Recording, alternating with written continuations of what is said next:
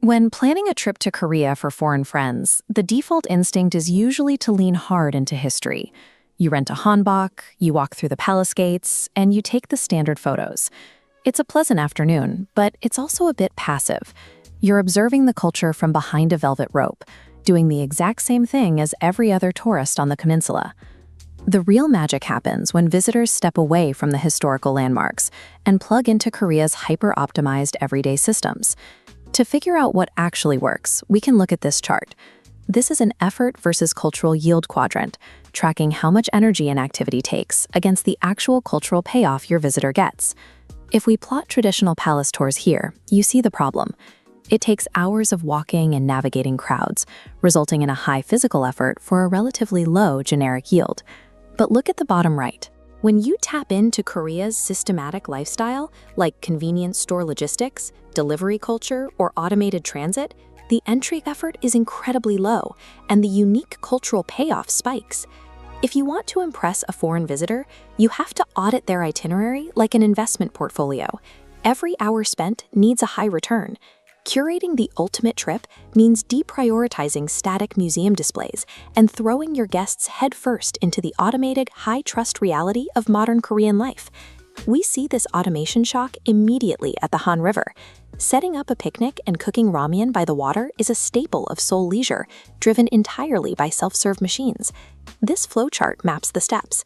Purchase the bowl, scan the barcode, and let the machine boil the water. For non-Korean readers, this is a steep learning curve with fast-moving lines, but navigate successfully and the yield hits the green zone, a perfect, cheap meal. Technology is only half the equation. The other half is societal, hitting hardest late at night at a pojangmatcha, or street tent bar. Visitors watch in disbelief as locals leave an expensive smartphone and wallet on a table, casually walking away for a 10-minute smoke break. This scorecard visualizes the mental math happening in your guest's head. On the left side is the expectation of instant theft. On the right side is the reward, total freedom of movement.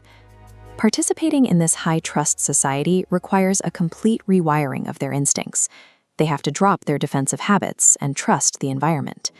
The initial stress of the noodle machine or the anxiety of leaving a phone unattended is the mandatory price of entry for a truly authentic Seoul experience. Down on the southern coast in Busan, the trade-offs shift from mental friction to physical endurance. Take Gumchan Culture Village. Its steep, winding layout exists because it was rapidly built by refugees fleeing the Korean War in the 1950s. Today, exploring those same alleys requires serious stamina. Tourists have to climb hundreds of localized, uneven steps, often pushing themselves to the point of exhaustion. This matrix shows the trade-off. Gamcheon is high in physical effort and aesthetic impact. If your guest hates hiking, pivot to the Sky Capsule. Plotted here, physical effort drops, but you trade it for high financial cost and queuing for a slow ride. The payoff is a guaranteed, private, romantic view of the ocean a visitor can make is booking a personal color analysis. It costs over $100 and eats up hours of prime daytime scheduling. This comparison table shows the ROI. Unoptimized impulse shopping leads to high waste. A color analysis requires a high upfront cost, but yields perfect purchasing accuracy. To capture these cost avoidance benefits, guests must resist buying anything until their analysis is done. Once we move from retail to regional dining down on Jeju Island, the required effort becomes a culinary grind. The ultimate target here is authentic Jeju black pork, a premium local specialty you won't find in standard tourist hubs. Getting a table requires working through this checklist. There are no English reservation systems. You must physically show up, monitor the floor, and play a tense game of musical chairs to claim seats. Surviving that chaotic floor management grants access to incredibly tender, non-exported cuts of meat that locals revere.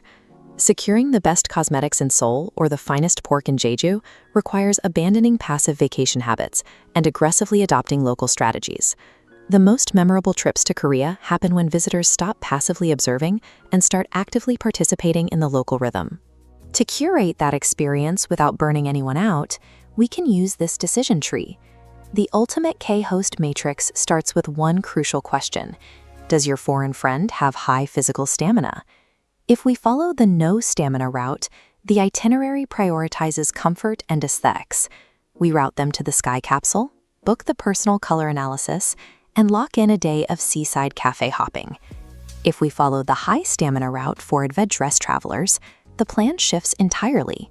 We send them up the Gamcheon stairs, drop them at a Hangang ramyeon machine, and test their nerves at a local tent bar. For the Korean host, this means you can't just act like a tour guide. You have to become a full-time logistics manager and a cultural translator. This highly optimized travel style is built specifically for people who want to match the intense, work hard, play hard energy of the culture itself. True cultural shock isn't found by looking at a royal artifact. It's found by successfully navigating the everyday, high-speed reality of modern Korea.